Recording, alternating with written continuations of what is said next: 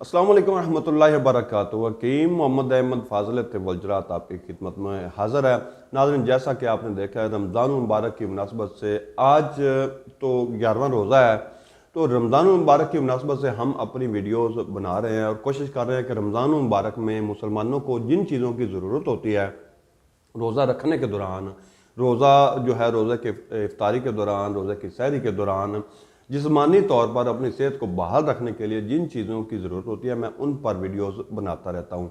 तो आज मैंने सोचा कि आपको बताता चलूँ कि जो लीमू की शिकंजबीन होती है, उसका जो फ़ायदा क्या है, उसकी ज़रूरत हमें क्यों होती है रोज़े की इफ्तारी के दौरान, रोज़ा रखने के दौरान, रोज़ा छोड़ने के दौरान हमें उसकी ज़रूरत क्यों होती है, और इसका अगर आप शरबत तैयार करना चाहते हैं तो कैसे तैयार करना है।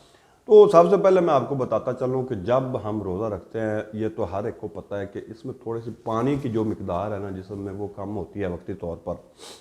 तो इसकी जो पानी की मिकदार कम होती है, सादा पानी आप चाहे जितना मर्जी पी लें, आपका ना पेट सिर्फ भरता जाएगा, आपको ना महसूस होगा कि पेट जो है वो भर गया है और आपको अभी भी प्यास की शिद्दत जो है ये महसूस हो रही है। ये जो बात है ना, ये अक्सर रोज़ादार मेरे साथ आकर करता है, जो मैंने ज़ाती तौर पर महसूस किया है कि इसका इलाज या इसका तरीक़ाकार क्या करना चाहिए। आपने करना क्या है कि लीमू की जो स्कंजबीन है ना, लीमू की स्कंजबीन बग़ैर मीठे के आपने बना लेनी है। काली मिर्च की एक चुटकी हल्की सी वो उसके अंदर डाल देनी है। इससे आपको फ़ायदा ये होगा कि आपकी जो जिस्म की पानी की कमी हो चुकी होगी जितनी भी, वो इंशाल्लाह इसके इस्तेमाल से पूरी हो जाएगी। इसके बाद आपने करना यह है, अगर आप उसका शरबत तैयार करना चाहते हैं, आपको कोई मसला है, आप रोज़ाना फ्रेश लीमू नहीं खरीद सकते या कोई ऐसी प्रॉब्लम है, तो आप इसका शरबत भी तैयार कर सकते हैं। इसको आप साल तक भी रख सकते हैं, लेकिन आपको 1 माह ज़रूरत होता है।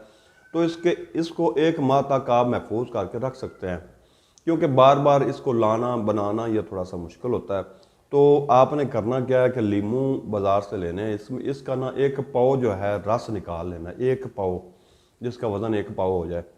तो 1 पाव के अंदर आपने ना तकरीबन 650 ग्राम चीनी डाल देनी है।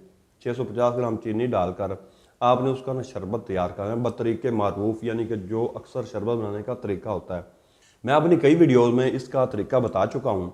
आपने उसका ना शरबत तैयार कर लेना है। शरबत तैयार करके आपने किसी अच्छी सी बोतल वगैरह में उसको महफूज करके रख लेना है। उसमें से आप तकरीबन 50 ग्राम 40 ग्राम शरबत ना 1 गिलास के लिए काफ़ी होगा, वो आपने बनाकर रोज़ाना पी लेना है। इससे इंशाल्लाह आपकी जो प्यास भी वो भी बुझेगी और आपके पेट की जो फुलावट है वो भी इससे नहीं होगी, और आपके जिस्म के अंदर जो पानी की मिकदार कम होगी वो भी इससे इंशाल्लाह पूरी हो जाएगी। तो ये थी वीडियो स्कंजबीन की, लीमू की स्कंजबीन की। इसको इस्तेमाल कीजिए, खुश रहिए। हकीम मोहम्मद अहमद को इजाज़त दीजिएगा। अल्लाह हाफिज़।